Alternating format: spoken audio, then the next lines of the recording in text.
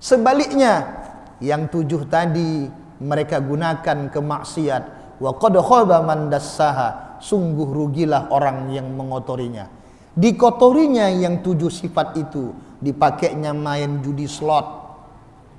Judi slot, Pak. Pakai apa dia main judi slot tuh? Apakah tidak pakai kudrat Allah? Pakai tak? Pakai. Apakah dia melihat handphonenya itu tak pakai basar Allah? Pakai. Sesungguhnya bukan mata ini yang melihat. Yang melihat itu adalah sifat Allah, namanya basar. Mata tak bisa melihat. Itu guna kita mengaji supaya tahu diri kita. Mata ini tak bisa melihat. Siapa bilang mata melihat? Kalau mata ini yang melihat, ada jenazah terbaring, paksa dia melihat kita lagi. Ada jenazah, mayat terbaring, punya mata tak dia? Coba paksa dia melihat, kasih dia duit 100.000. Buka matanya, kira-kira nampaknya lagi tak? Bisa lagi nampaknya itu? Kalau dia melihat lagi, saya pun lari. Mana-mana uangku katanya. Lari juga kita hitungan itu. Pasti dia takkan bisa melihat. Kenapa? Karena bukan mata sesungguhnya yang melihat, tetapi sifat Allah yang namanya basiron atau basar, maka menjadi basiron dia bagi si hamba Allah, bagi ruh kita ni. Allah Allah Allah Allah, ma lana maulan siwa Allah.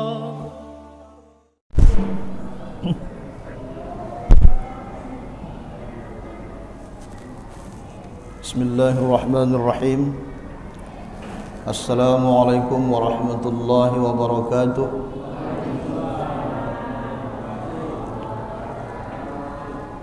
Alhamdulillahi rabbil alamin.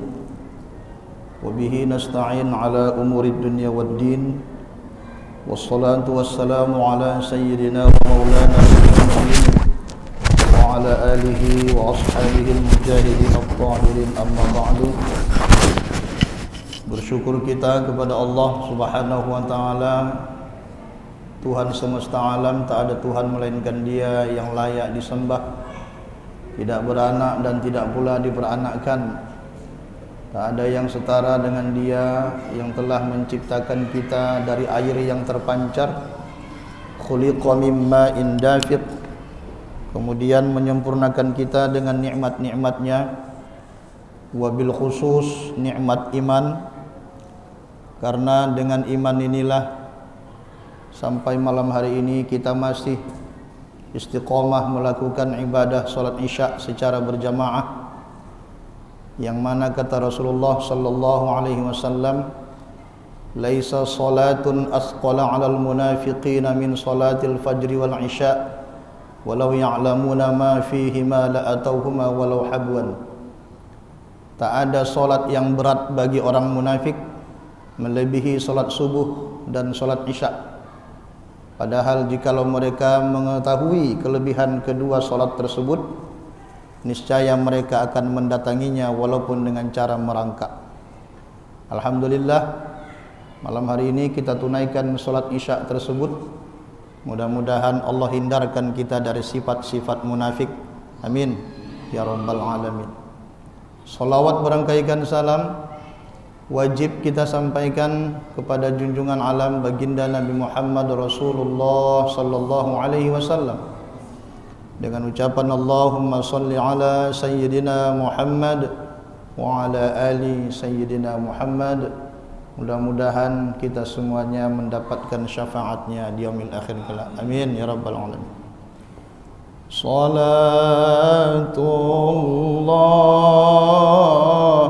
salamullah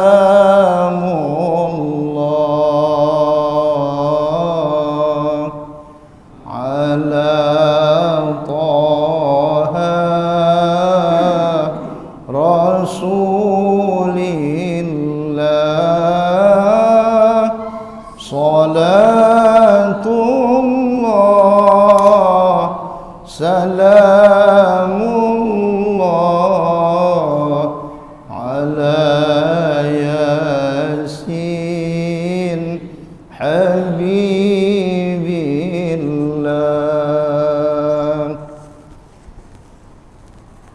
Yang saya hormati Imam Masjid Mutmainnah beserta pengurus.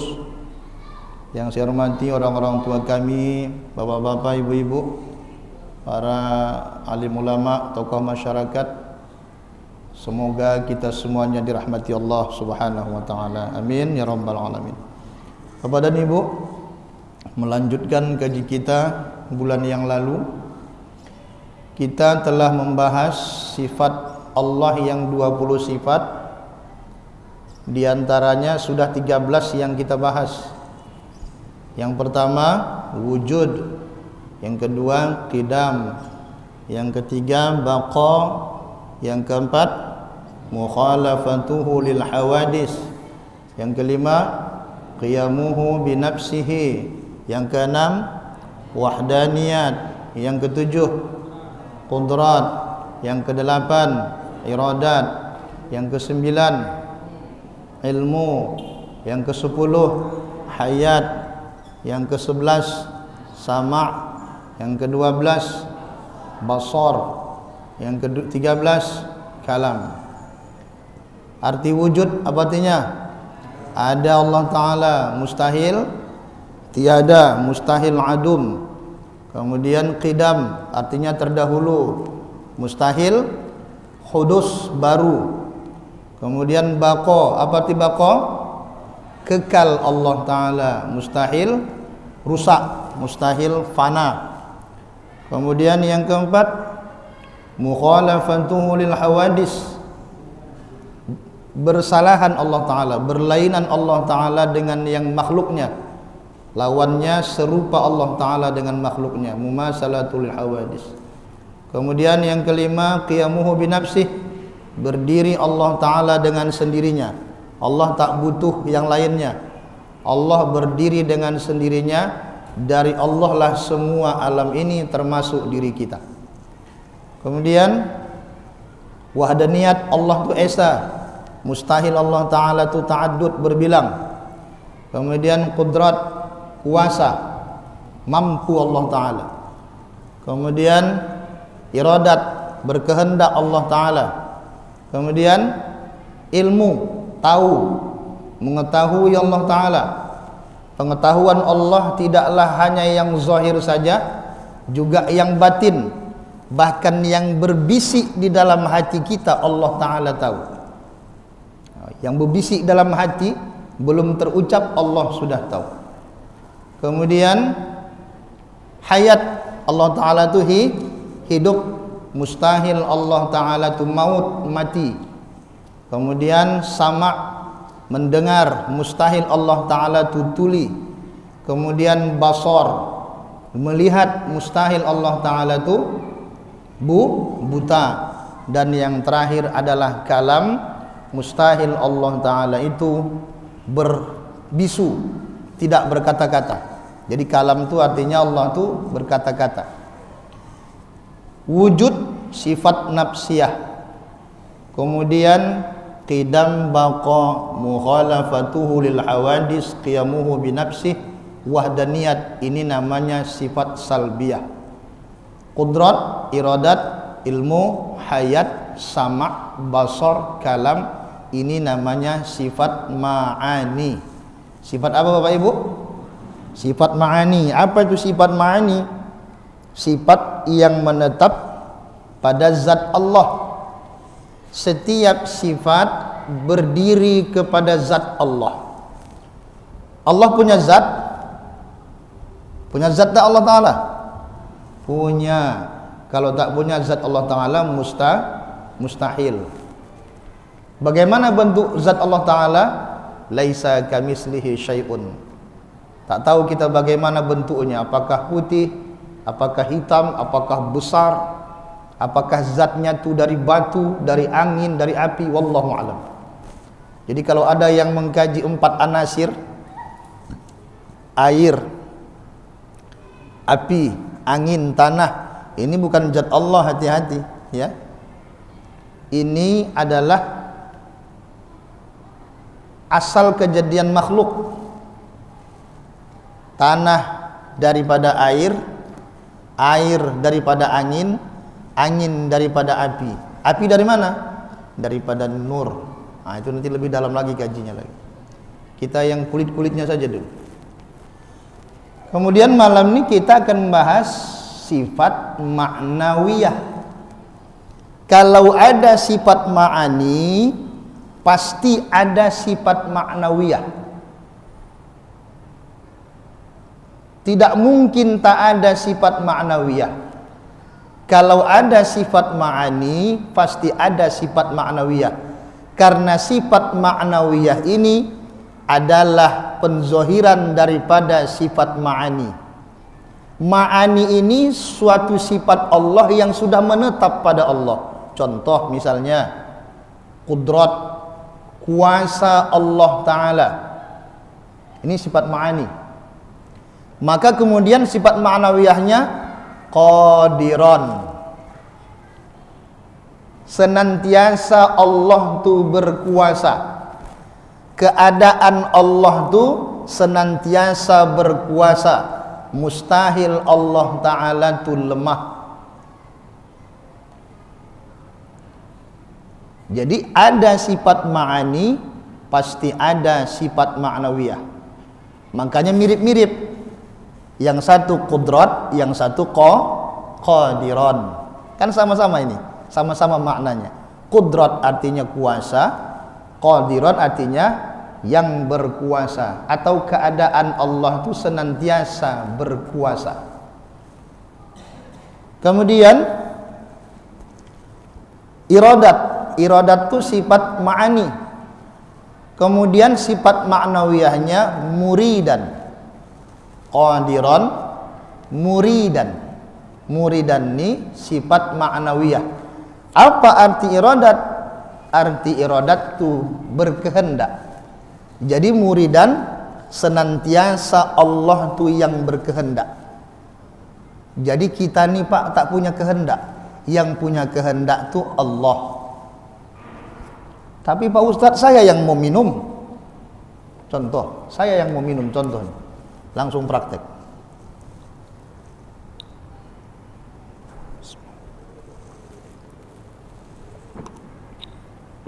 Siapa yang minum? Siapa yang minum? Saya yang minum. Saya berkeinginan untuk minum. Tapi tahukah Bapak dan Ibu, pada hakikatnya saya tak punya keinginan. Karena yang saya pakai itu sifat Allah, namanya iradat, muridan. Senantiasa Allah berkehendak kepada hambanya, senantiasa Allah berkehendak. Maka karena kita nyawa ini daripada Allah, maka kita bisalah kita berkeinginan. Bisa kira-kira dipahami? Agak ada, agak apa sedikit. Kita rendahkan sedikit, kita ulangi lagi. Iradat, kehendak, keinginan. Kemudian sifat ma'ani itu, kalau ada sifat ma'ani, pasti ada sifat ma'nawiyah. Maka muridan, senantiasalah Allah Ta'ala itu yang berkehendak. Kalau begitu Pak, kita ni tak punya kehendak. Memang. Wa ma tasyauna illa ayyasha Allahu Rabbul Alamin. Tidaklah kalian menghendaki sesuatu melainkan itu kehendak Allah, Tuhan semesta alam. Pada hakikatnya. Hati-hati ini Pak. Ini kalau salah kaji bersatu dengan Allah, hukumnya kafir lah, kufur, haram hukumnya. Bukan kafir tapi kufur. Bersatu dia dengan Allah, hati-hati. Nanti ini yang apa, manunggaling kawula Gusti, hati-hati. Ya, bisa sesat nanti. Maaf ini. Makanya kaji tauhid ini kalau tidak hati-hati berguru dan tidak jeli dengan gurunya, bisa sesat. Makanya hati-hati ini.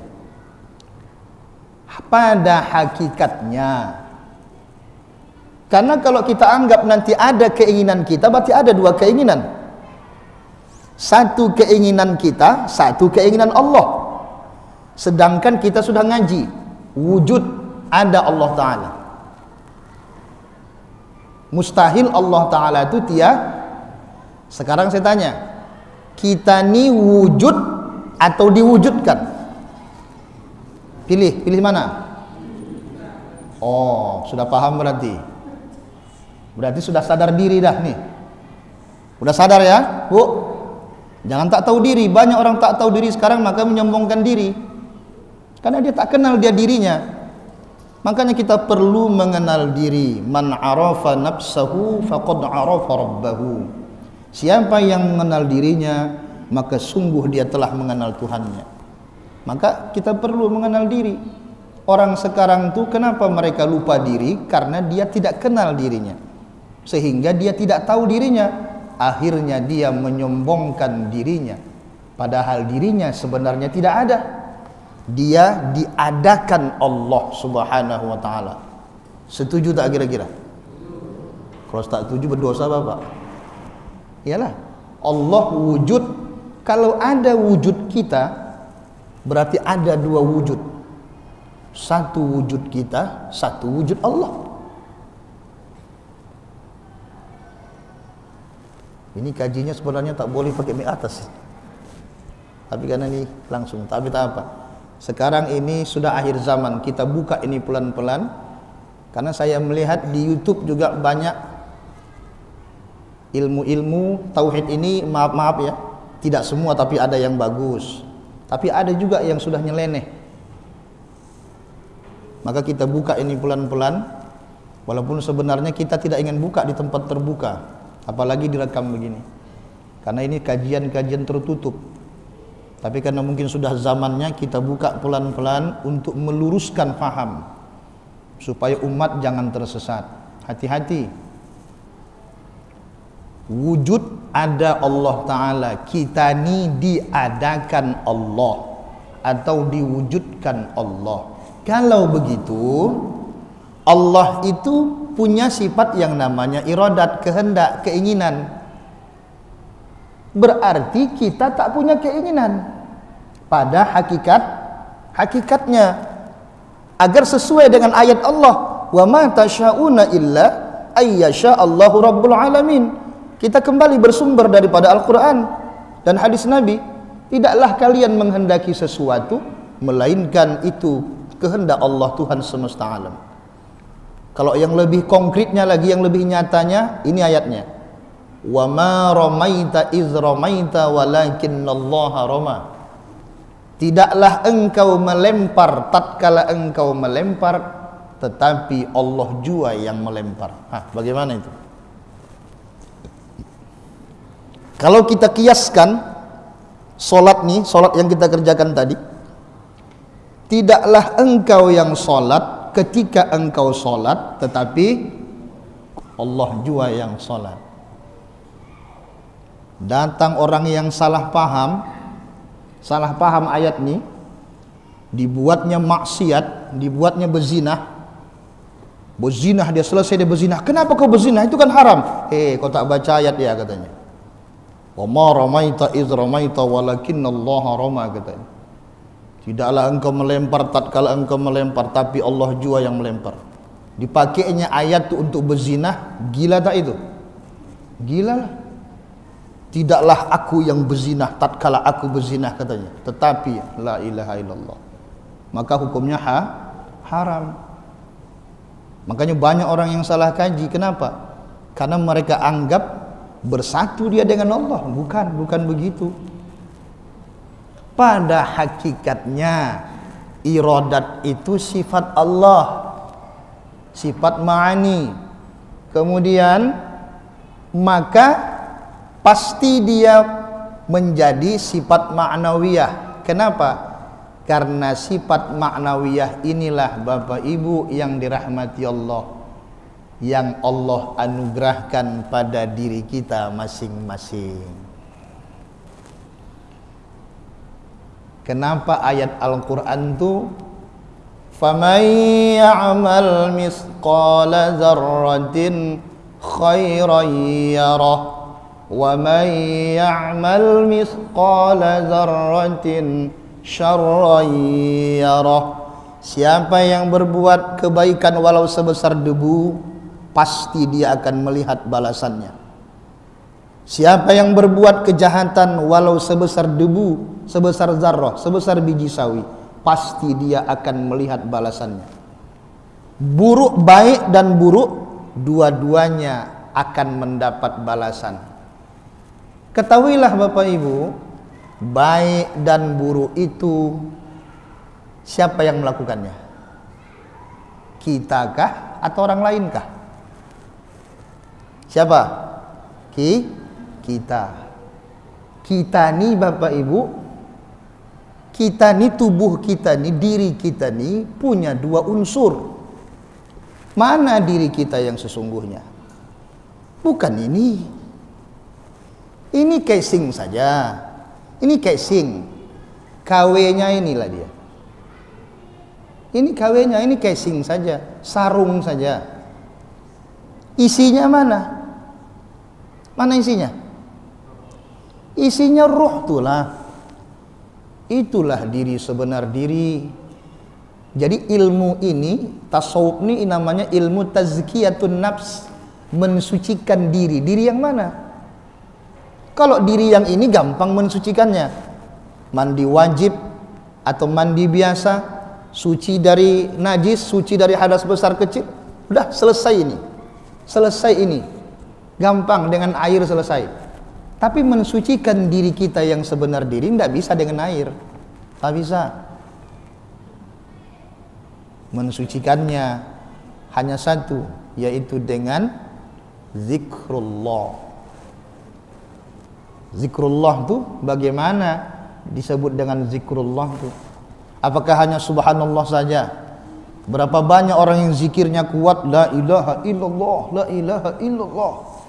Kuat zikirnya Pak, sampai masjid tu bergoncang. Kalau pakai mic ini duduk begitu Pak.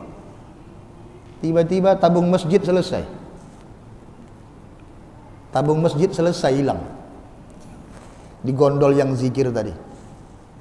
Contoh, kuat zikirnya, tapi kuat juga dia menghina orang lain.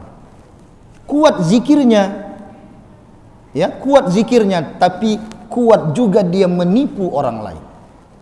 Di mana yang salah? Mana yang salah? Zikirnya kah yang salah, atau niat zikirnya yang salah, atau hakikat zikirnya yang salah? Hakikat zikirnya yang salah. Karena dia berzikir hanya dengan luarnya saja, kolbunya tak ikut berzikir. Sedangkan kolbu kita itu yang berbolak-balik itu, dia bersatu dengan diri kita, bersatu dia dengan roh itu, bersatu dia dengan nafs itu, diri itu, bersatu kolbu itu dengan nafs itu. Tak berpisah dia. Maka hanya satu saja alatnya untuk membersihkan diri kita, tazkiyatun nafs, yaitu zikrullah. Maka orang-orang beriman, Allah yang jamin, allazina amanu tatma'innu qulubuhum bizikrillah. Allah yang jamin, ala bizikrillah tatma'innul qulub. Orang-orang beriman itu hati mereka tentram dengan mengingat Allah. Dengan zikir kepada Allah, dengan mengingat Allah, hati mereka tentram. Karena makna zikir itu artinya mengingat, mengenang Allah. Dia berzikir subhanallah tapi hatinya tak mengingat Allah. Astagfirullah katanya nih. Ditengoknya juga. Karena hatinya tidak berzikir kepada Allah. Allah ulangi lagi, ala bizikrillah tatma'innul qulub. Ingatlah, hanya dengan mengingat Allah hati menjadi tentram. Allah ulangi 2 kali. Hanya, kata Allah lagi, dengan mengingat Allah hati menjadi tentram. Tak ada yang lain. Nabi bersabda, likulli syai'in saqalatun wa saqalatul qalbi zikrullah. Setiap sesuatu itu ada alat mensucikannya, dan alat mensucikan kolbu adalah zikrullah. Tak ada yang lain. Nah, maka itulah kita belajar tasawuf ni, belajar tauhid ni, tujuannya Bapak Ibu untuk membersihkan kolbu kita ni, supaya menjadi kolbun salim, hati yang selamat. Nanti yang Allah panggil tu bukan wahai fulan yang jabatan, tak ada. Yang Allah panggil ya ayyatuhan nafsul mutmainnah irji'i ila rabbiki radiyatan mardiyah fadkhuli fi ibadi wadkhuli jannati. Itu yang Allah panggil. Wahai jiwa yang tenang. Mana jiwa kita yang tadi? Apakah ini? Yang mana tadi Pak jiwa kita? Ruh itulah jiwa kita. Ruh itu bersatu dengan kolbu. Takkan bisa jiwa itu tenang kalau kolbunya tak tenang. Maka untuk menjadi orang yang tenang menghadapi hidup ni, semua permasalahan, maka kolbunya harus diisi. Kolbunya harus diisi dengan zikrullah, supaya nanti ketika sakratul maut, dialah yang Allah panggil ya ayyatuhan nafsul mutmainnah. Kalau sudah Allah panggil dengan kalimat itu, senyum dia menengok kematian itu. Kenapa? Sudah nampaknya tempatnya di sorga. Udah nampaknya tempatnya. Apa lagi? Irji'i ila rabbiki radiyatan mardiyah. Kembalilah kepada Tuhanmu dengan ridho. Rela dia mau mati. Orang sekarang kan takut mati. Betul tak? Iya, karena udah banyak kali hartanya. Harta tambah banyak, rumah kontrakan tambah banyak, mobil tambah banyak, bini tambah banyak, usaha tambah banyak. Takut mati. Kenapa? Karena hartanya sudah masuk ke kolbunya. Hati-hati nih. Hati-hati Pak. Ketika yang 8 tu masuk ke kolbu ni, payah mati Pak. Mana yang 8 tu? Abaukum, ayah-ayahmu, wa abnaukum, anak-anakmu, wa ikhwanukum, saudara-saudaramu, wa azwajukum, istri-istrimu, kalau perempuan suamimu, wa ashiratukum, kaum kerabatmu, wa amwalun iqtaraftumuha, harta kamu yang kamu usahakan, wa tijaratun takhshawna kasadaha, bisnis yang kamu takut rugi, wa masakinu tardawnaha, tempat tinggal yang kamu senangi. Sudah besar rumah, kurang besar bangun lagi. Udah cantik, lantai 2 buat lagi, naikkan ke atas. Senang tinggal. Masuk ke sini, ke kolbu ni, maka payah matinya. Ketika sakratul maut, tak tenang hatinya. Kenapa? Tak rela dia melepaskan nyawanya ni, karena yang 8 tadi sudah masuk ke kolbunya. Sudah terlanjur cinta dia. Maka yang dicintainya itulah yang terbayang ketika sakaratul maut. Bahaya tak? Bahaya tak Pak? Bahaya. Intinya di situ, ketika selamat kita sakaratul maut, maka selamatlah selanjutnya. Tak selamat di sakaratul maut, maka tak selamat lagi ke sana. Makanya maaf, ada orang kalau mati ada yang payah matinya, gelisah, pegang kanan pegang kiri tak juga, gelisah dia mau mati. Bisa jadi tak rela dia melepas, karena orang yang mati itu yang menampak, yang hidup tak nampak. Yang di samping yang mengajarkan la ilaha illallah tak menampak, tak merasakan. Yang merasakan yang sakaratul maut itulah, nampaknya semua. Bukan ini yang melihat, tapi yang melihat tu pandangan yang namanya basirah. Pandangan mata batinnya nampaknya lah semua keindahan yang 8 tadi. Itulah yang takut dia meninggalkannya. Gelisahlah dia. Kalau sudah begitu, bagaimana kira-kira matinya? Na'udzubillah, summa na'udzubillah. Maka matinya akan mati su'ul khatimah. Na'udzubillah. Ya Allah, lindungi kami ya Allah daripada su'ul khatimah. Tapi kalau orang yang sudah mengenal, orang yang di hatinya senantiasa zikir kepada Allah, di kolbunya ini tak ada yang lain selain Allah, tak ada. Maka ketika sudah sampai waktunya, senyum dia. Senyum dia. Kenapa? Sudah nampaknya tempatnya. Ikhlas dia melepaskan ini. Karena pada hakikatnya kita bukan hidup di sini. Kita hanya untuk diuji Allah saja. Liyabluwakum ayyukum ahsanu amala, untuk menguji kamu siapa di antara kamu yang paling baik amal. Dijadikan Allah kita untuk menguji kita, siapa di antara kita yang paling baik amal. Karena tak cukup hanya beriman saja. Illal ladzina amanu wa amilus solihati, kecuali orang beriman tak akan rugi. Kemudian siapa lagi? Wa amilus solihati, dan orang-orang yang beramal soleh, beramal yang baik. Makanya Pak, sakaratul maut itu Masya Allah, sakitnya luar biasa, tapi bagi orang yang tidak mengenal Allah, bagi orang yang di hatinya tersimpan selain Allah, berkarat di hatinya selain Allah, itu yang matinya sakit.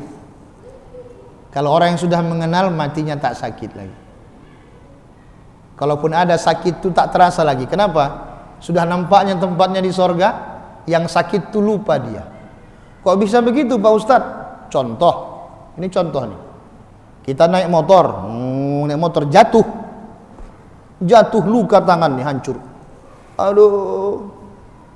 Tapi ketika jatuh tuh nampak kita lah emas batangan sebatang ini, sebesar ini. Sebesar ini emas batangan terletak di situ. Kita jatuh tangan, aduh. Nampak emas sebatang begini, kira-kira terasa lagi sakitnya kalau nampak emas sebatang ini? Hah? Hilang sakit tuh, tak terasa lagi. Kenapa? Karena kenangan kita langsung ke emas nih. Saking kenapa itu?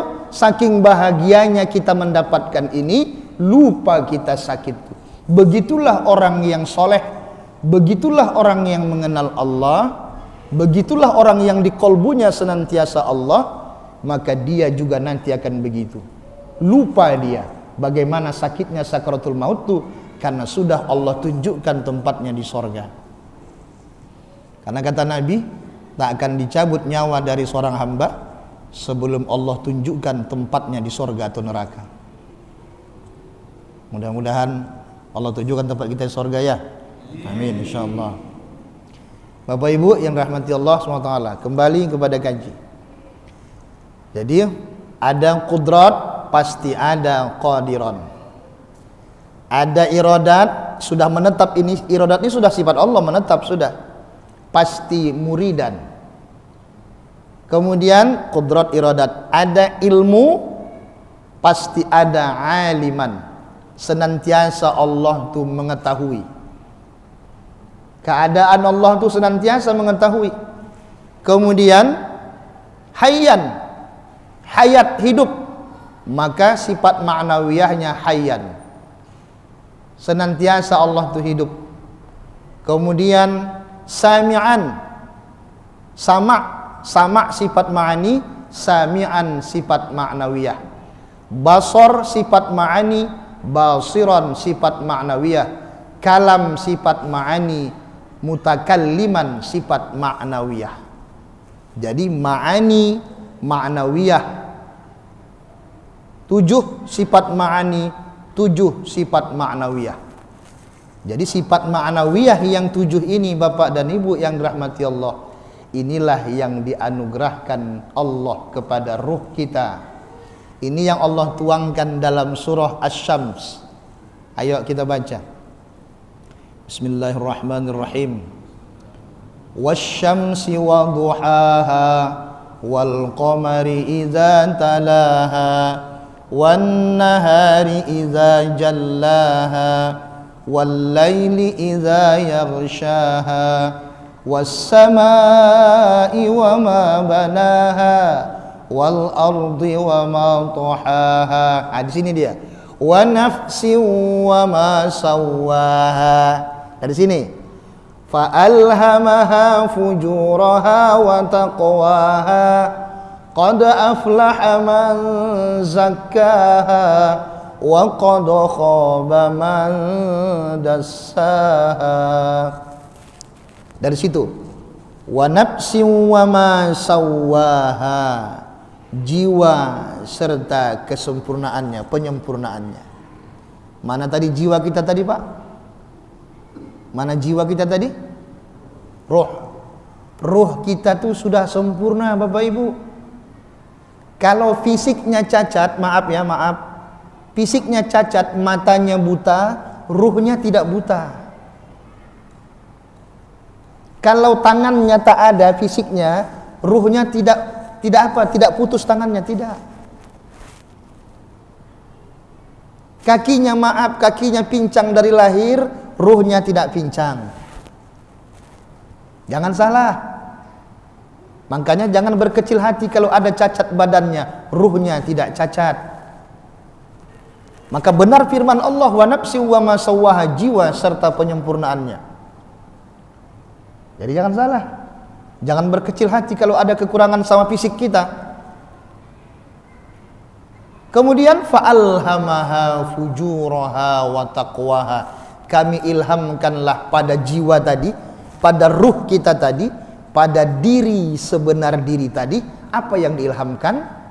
Diilhamkan Allah qadiran, muridan, aliman, hayyan, sami'an, basiran, mutakalliman. Bisalah kita berkuasa, bisalah kita berkehendak, bisalah kita berilmu, bisalah kita hidup, bisalah kita mendengar, bisalah kita melihat, dan bisalah kita bercakap-cakap. Karena apa itu? Karena sifat Allah. Qad aflaha man zakkaha, sungguh beruntunglah orang yang mensucikannya. Jadi ketika yang 7 sifat itu dipakainya ke arah yang baik, dipakainya salat, dipakainya baca Quran, dipakainya nolong orang miskin, orang susah, dipakainya jabatannya untuk menolong agama Allah, dipakainya hartanya untuk membangun masjid, membangun pondok pesantren, mengasih makan anak yatim, orang miskin, ditolongnya, maka qad aflaha man zakkaha, sungguh beruntunglah orang yang mensucikannya. Sebaliknya, yang 7 tadi mereka gunakan ke maksiat, wa qad khaba man dassaha, sungguh rugilah orang yang mengotorinya. Dikotorinya yang 7 sifat itu, dipakainya main judi slot. Judi slot, Pak. Pakai apa dia main judi slot itu? Apakah tidak pakai kudrat Allah? Pakai tak? Pakai. Apakah dia melihat handphonenya itu tak pakai basar Allah? Pakai. Sesungguhnya bukan mata ini yang melihat. Yang melihat itu adalah sifat Allah, namanya basar. Mata tak bisa melihat. Itu guna kita mengaji supaya tahu diri kita. Mata ini tak bisa melihat. Siapa bilang mata melihat? Kalau mata ni yang melihat, ada jenazah terbaring, paksa dia melihat kita lagi. Ada jenazah, mayat terbaring, punya mata tak dia? Coba paksa dia melihat, kasih dia duit 100.000. Buka matanya, kira-kira nampaknya lagi tak? Bisa lagi nampaknya itu? Kalau dia melihat lagi, saya pun lari. Mana-mana uangku katanya. Lari juga kita itu. Pasti dia takkan bisa melihat. Kenapa? Karena bukan mata sesungguhnya yang melihat, tetapi sifat Allah yang namanya basiron atau basar. Maka menjadi basiron dia bagi si hamba Allah, bagi ruh kita ni. Coba bayangkan Bapak Ibu, dianugerahkan Allah yang 7 itu sama jiwa kita ni, sama ruh kita ni. Kita pakailah untuk menghina orang, bagaimana kira-kira? Istri dipakainya melawan suami, suami dipakainya untuk nampar istrinya, memukul istrinya sampai benjol biru mata sebelah. Biru mata sebelah.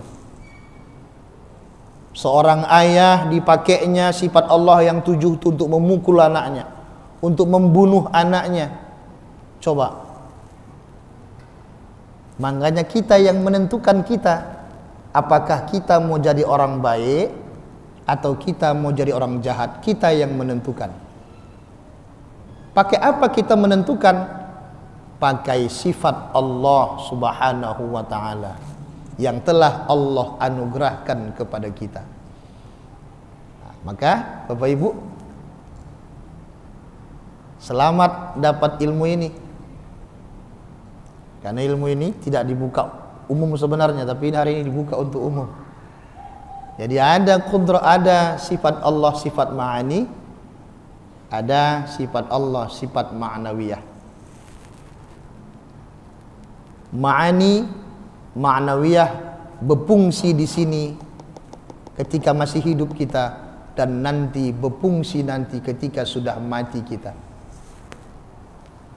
Sudah mati kita nanti Pak, kita pertanggungjawabkanlah yang kita buat di dunia ini. Kita pertanggungjawabkanlah. Maka tak ada yang luput dari Allah. Kenapa tak ada yang luput dari Allah? Karena yang kita pakai untuk melakukan perbuatan taat maupun perbuatan maksiat adalah sifat-sifat Allah Subhanahu wa ta'ala. Bisa dipahami Pak? Bisa ya? Jadi kita sholat hari ini, kita sedekah, jangan pernah bangga diri. Jangan bangga dengan sholat kita. Kalau kita bangga dengan sholat kita, bangga dengan ibadah kita, apa bedanya kita dengan iblis? Iblis itu hebat ibadahnya, kalah ibadah kita. Sholatnya ribuan tahun, kita paling banyak 70 tahun. Kalah ibadah kita. Iblis itu hebat zikirnya. Tapi kenapa dia terlaknat? Kenapa dia terlaknat? Karena dia ujub, bangga dia terhadap dirinya sendiri, merasa dirinya lebih mulia daripada Nabi Adam alaihissalam. Ana khairum minhu, khalaqtani min nar wa khalaqtahu min tin. Aku lebih baik daripadanya ya Allah. Kau ciptakan aku daripada api, dia daripada tanah. Itulah terlaknatnya iblis, bukan karena dia tak beramal, tapi karena dia bangga dengan amaliyahnya.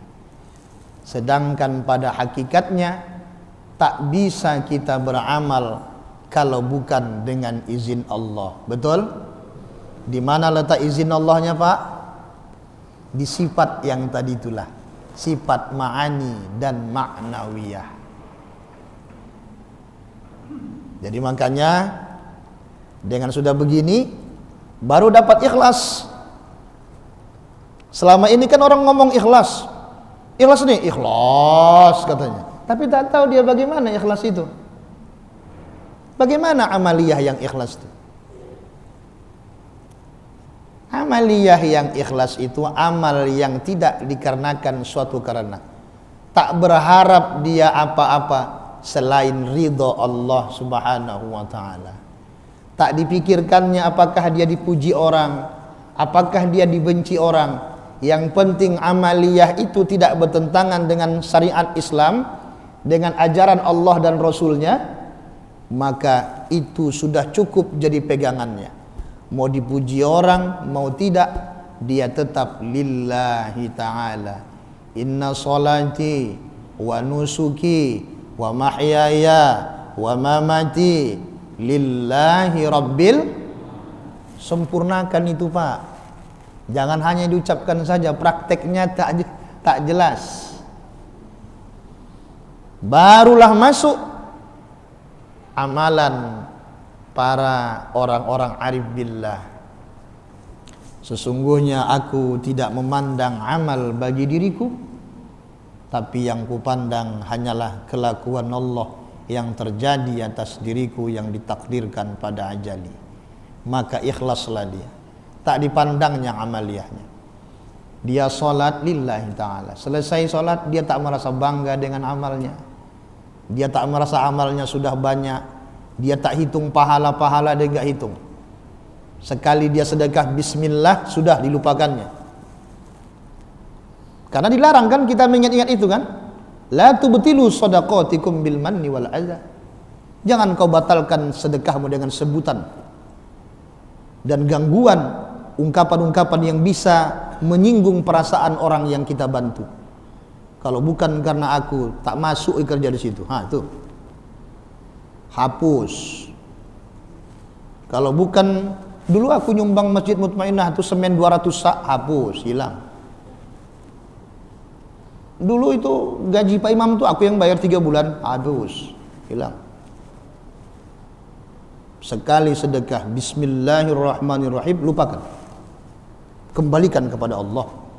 Sesungguhnya uang kita miliki itu bukan milik kita. Siapa bilang milik kita? Tak. Mana milik kita? Tak ada milik kita, Pak. Ada milik kita? Kalau masih memandang ada miliknya, maka dia belum mengaji. Iyalah. Sedangkan kita nih pun bukan milik kita. Milik siapa kita nih? Milik Allah. Kok bilang ini milik kita? Tak, ini bukan milik kita. Tak ada yang milik kita. Rumah kontrakan sama rumah yang dibangun sendiri sama saja. Pada hakikatnya semua sama-sama ngontrak. Betul tak? Jangan marah sama yang rumah pribadi. Rumah yang bapak ibu bangun yang pribadi itu dengan uang yang banyak, dengan orang yang ngontrak 3 bulan sama saja hakikatnya. Dia ngontrak, bapak pun juga ngontrak. Sama-sama ngontrak kita di dunia ini. Betul tak? Begitu. Jadi kita tidak bangga diri dengan yang kita miliki. Tak sombong kita kepada orang yang lemah, yang ngontrak. Karena kata Nabi, la yadkhulul jannata man kana fi qalbihi misqalu dzarratin min kibrin. Tidak masuk surga seseorang yang apabila ada dalam kolbunya sifat sombong walau sebesar zarrah, sebesar debu, sebesar biji sawi saja ada sifat sombong, tak masuk surga. Siapa itu sifat orang yang sombong itu? 2 tandanya. Al-kibru batarul haqq. Orang yang sombong itu pertama menolak kebenaran, mengejek-ngejek kebenaran, disampaikan hukum Allah kepadanya, dia tolak, dia ejek-ejek, dia hina-hina. Ini orang sombong ini. Kalau ada majelis ta'lim, alah nanti itu saja sampaikan ustaz tuh, udah dengar kok katanya. Hati-hati. Hati-hati, ini ada orang kibir ini. Itu aja dan disampaikan, bosan kita katanya. Tuh, hati-hati Pak. Hati-hati. Padahal pisau itu kalau tak sering diasah, maka dia tidak akan tajam, bekarat. Maka ilmu ini juga begitu, harus sering kita, walaupun itu juga yang dibahas, tapi harus sering kita asah supaya makin tajam dia. Untuk apa supaya tajam ilmu itu? Agar untuk kita pergunakan, kita pakai dalam kehidupan sehari-hari sampai kita menghadap Allah Subhanahu wa taala. Dah. Jadi kalau sedekah bismillahirrahmanirrahim, lupakan. Tapi kalau perbuatan dosa, ingat-ingat selalu supaya kita sering minta ampun. Masa lalu, kenang-kenang dosa masa lalu. Tapi tak boleh ceritakan yang sudah Allah tutup, jangan ceritakan sama orang, tak boleh.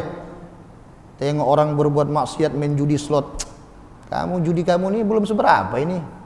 Aku dulu judiku habis, harta ayah emak aku bikin katanya. Habis tanahku jual, rumahku jual. Kamu ini belum seberapa ini katanya. Bangga pula dia menceritakan. Itu tak boleh. Sangat besar murkanya Allah. Sesuatu dosa yang sudah Allah tutupi kita buka lagi. Tak boleh. Tapi kita boleh kita mengenang-menang dosa kita tuh untuk supaya kita selalu istighfar. Astaghfirullah ya Allah. Ampunkanlah dosaku di masa lalu ya Allah. Ampunkan aku ya Allah. Maafkan aku ya Allah. Sekarang ini juga ya Allah, aku masih khilaf ya Allah. Aku masih suka menghina ya Allah. Terkadang hatiku ini ada dendam ya Allah. Terkadang di hatiku ini ya Allah ada iri hati, ada buruk sangka ya Allah. Maafkan aku ya Allah. Tolong ya Allah, jaga hatiku ya Allah dari maksiat-maksiat batin ya Allah. Itulah Pak tujuan kita belajar ini, untuk membersihkan kolbu kita nih daripada penyakit-penyakit rohani. Penyakit tubuh gampang obatnya. Kalaupun tak sembuh dia tak masalah, tak ada masalahnya. Tapi kalau sudah penyakit rohani, ini dibawa mati Pak. Kalau penyakit tubuh tinggal dia di dunia ini. Tapi kalau penyakit kolbu akan kita bawa sampai mati. Na'udzubillah. Silakan. Sudah 45 menit lebih kurang. Mungkin ada yang mau ditanyakan Pak, silakan.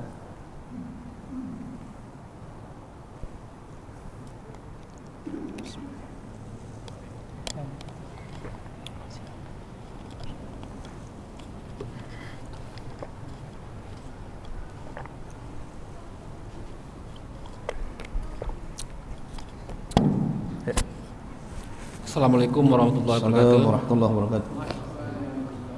Tadi kan Pak Ustadz jelaskan bahwa kita itu berbuat baik atau berbuat jahat tetap menggunakan sifat Allah tadi 7.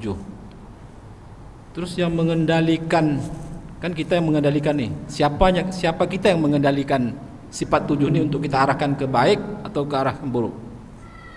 Apanya kita yang bisa mengendalikan itu? Terima kasih. Itu aja pertanyaannya. Makanya Allah berikan akal. Akal itulah yang membimbing kita gunakan itu ke arah yang baik atau kita gunakan ke arah yang tak baik. Makanya kesempurnaan manusia terletak pada akalnya. Walaqad zara'na li jahannama katsiran minal jinni wal ins. Sungguh kami jadikan penghuni neraka jahanam itu kebanyakan golongan jin dan manusia. Siapa dia? Lahum qulubun la yafqahuna biha. Mereka yang punya hati tapi tak digunakan untuk memahami ayat Allah. Ada hatinya tapi akalnya tidak mengajak kolbunya nih untuk memahami ayat Allah. Walahum a'yunun la yubsiruna biha. Mereka punya mata tapi tak digunakannya untuk melihat tanda-tanda kekuasaan Allah. Ada tetangganya yang mati tapi tak diajaknya akalnya untuk memikirkan bahwa dia juga akan mati. Walahum azanul la yasma'una biha. Mereka punya telinga tapi tak digunakan untuk mendengarkan ayat-ayat Allah. Ada majlis ilmu, ada panggilan azan solat dari masjid tapi tak diajaknya akalnya untuk mengikuti itu. Maka kata Allah, ulaika kal an'ami balhum adall. Mereka itu tak obahnya seperti binatang ternak, bahkan lebih sesat lagi. Sekarang saya tanya, binatang punya akal tak? Tidak, itulah. Maka orang manusia ini kan punya akal. Maka ketika tak digunakannya akalnya, kata Allah, ulaika kal an'ami balhum adall. Mereka itulah tak obahnya seperti binatang, bahkan lebih sesat dari binatang. Ulaika humul ghafilun. Mereka itulah orang-orang yang lalai. Wallahu a'lam. Ada lagi?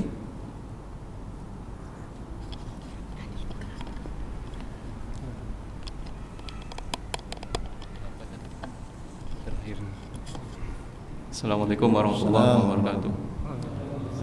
Izin bertanya Ustaz, mengenai tentang ibadah tadi Ustaz. Kalau iblis dia paling alim, paling taat, tapi iblis itu bangkang secara terang-terangan gitu Ustaz. Kalau kita manusia mengakunya ahli ibadah gitu Ustaz ya, ahli sedekah dan segala macam, ahli zikir, tapi tidak mengerti hakikatnya ibadah itu. Akhirnya salah satu contoh, kita ahli zikir tapi yang dinilainya itu keburukan orang lain, bukan keburukan kita. Semakin kita zikir, semakin keburukan orang lain yang dinilainya gitu Ustaz. Ini nanti kalau meninggal sebutannya bagaimana Ustaz? Apa masih termasuk jiwa-jiwa yang tenang atau apa itu Ustaz? Mohon dijelaskan. Wassalamualaikum warahmatullahi wabarakatuh. Masya Allah, luar biasa pertanyaannya. Itu yang kita khawatirkan. Mohon maaf. Nabi SAW bersabda, qaribu wasaddidu wa'lamu annahu lan yanjua ahadum minkum bi'amalih. Biasakanlah diri kalian mendekatkan diri kepada Allah dan berpegang teguhlah kepada keyakinan kalian, dan ketahuilah oleh kalian tak ada seorang pun di antara kalian yang selamat karena amal. Nabi yang bilang, tak ada seorang pun di antara kita nih yang selamat karena amalnya, tak ada. Terkejut sahabat, qalu wala anta ya Rasulullah, tidak juga engkau ya Rasulullah? Nabi dengan sikap tawadhu yang luar biasa, apa kata Nabi? Wala ana, tak juga saya. Dengan merendah hati Nabi, tak juga saya. Illa illa an yataqammadni Allah bi rahmatin minhu wa fadlin, kecuali jika Allah melimpahkan rahmat dan karunia-Nya kepadaku. Sekarang saya tanya nih, Nabi itu berlimpah rahmat tak oleh Allah? Berlimpah rahmat, maka pasti Nabi masuk surga. Bahkan Nabi, kunci surga itu Nabi. Itu nanti lebih dalam lagi. Nanti kita bahas di situ. Itu ada kaitannya dengan Maulid. Dan jadi tak ada seorang pun yang selamat karena amalnya. Jadi kata Nabi, kecuali Allah melimpahkan rahmat dan karunia-Nya kepadaku. Jadi kita bapak dan ibu, kita masuk surga bukan karena ibadah kita, tapi karena rahmat dan karunia Allah. Bertanyalah orang, wah jadi Pak Ustaz itu apa kita ibadah? Ini baru masuk. Kita ibadah itu tujuannya untuk mencapai rahmat Allah. Jangan jadikan ibadah itu tujuannya surga, nanti tujuannya materialistis. Surga itu kan makhluk, surga itu Allah yang menciptakan. Maka yang kita tuju siapa? Surganya atau yang punya surga? Itu makanya. Ini kan kita soal begitu dia. Jadi yang kita tuju itu yang punya surga. Maka yang kita tuju adalah rahmat Allah. Kalau sudah rahmat Allah yang kita tuju, maka di sini akan muncul ikhlas. Ya Allah, aku ingin beramal menuju ridhamu. Irji'i ila rabbiki radiyatan. Kalau sudah ridho dia, maka kata Allah, mardiyah, kuridhoi. Ridho dia dengan ketentuan Allah melepas nyawa ini, maka dialah orang yang diridhoi Allah. Maka intinya apa? Kita beramal adalah untuk mencapai rahmat dan ridho Allah Subhanahu wa ta'ala. Jadi hati-hati. Maka kita nih jangan pernah membanggakan amal kita, karena Nabi ingatkan itu. Kira-kira begitu. Wallahu a'lam. Ada lagi Bapak Ibu? Satu lagi Ustaz.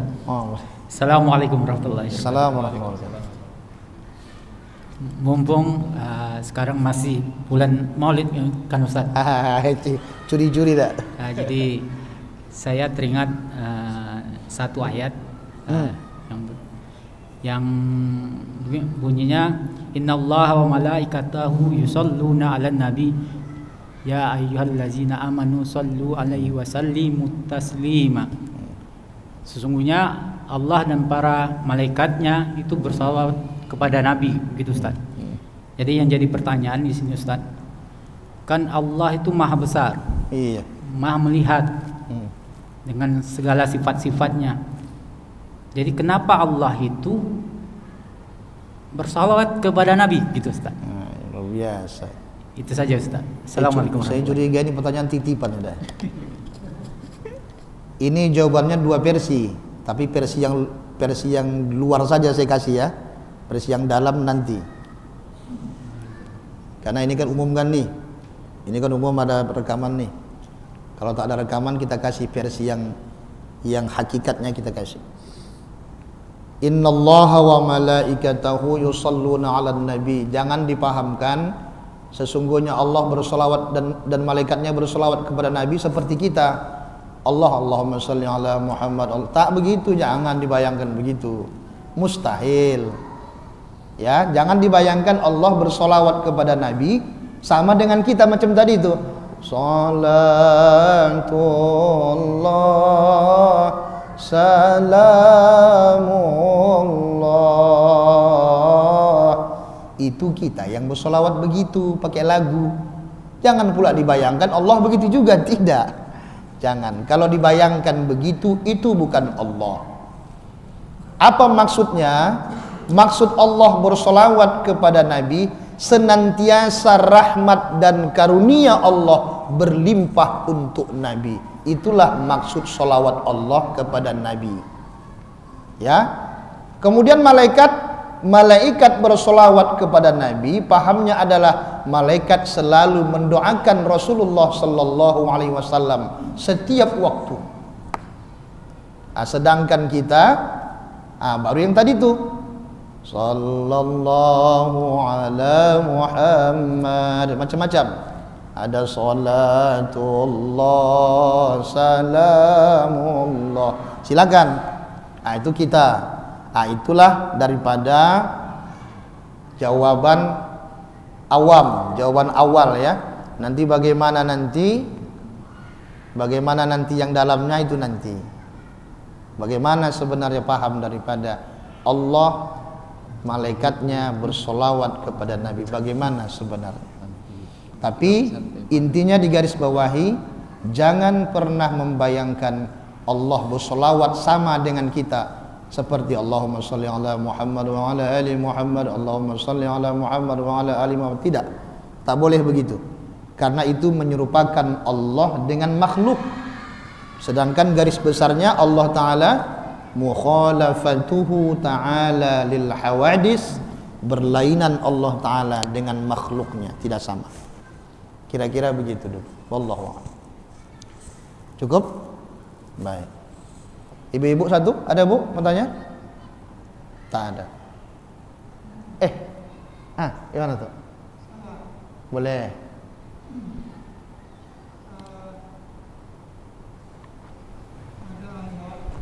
Pak, ini Pak. A'udzubillahi minasyaitonir rajim. Wadhkur rabbaka fi nafsika tadarruan wa khifyatan duna jarnya qaul wala takum minal ghafilin. Itu saya tidak tahu bagaimana pelaksanaannya. Apa ini tadi? Sebutlah aku dalam dirimu Wadhkur ya. rabbaka fi nafsika tadarruan wa duna jarnya qauli wala takum minal ghafilin. Kalau takun minal ghafilin kan tidak boleh berhenti. Oh. Iya. Atau saya coba tidak bisa tu. Iya. Tak boleh berhenti zikir kepada Allah. Ya, tu dan pakai sifat yang mana? Ma'ani atau ma'nawiyah? Iya. Dan bagaimana supaya bisa? Terima kasihlah Ustaz. Insyaallah. Kan kata Allah dalam ayat itu, ingatlah aku dalam dirimu ya. Gitu. Itu saya tak hafal ayat itu. Jangan kamu lalai ya. Iya. Jangan kamu termasuk orang-orang yang lalai. Artinya kita disuruh Allah untuk mengingat Allah senantiasa. Begitu tak? Itu tak hafal saya. Ada yang hafal ayat itu?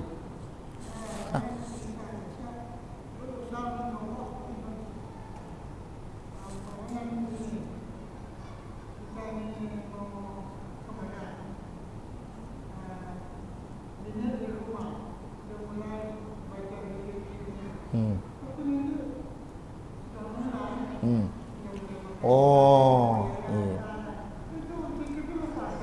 iya.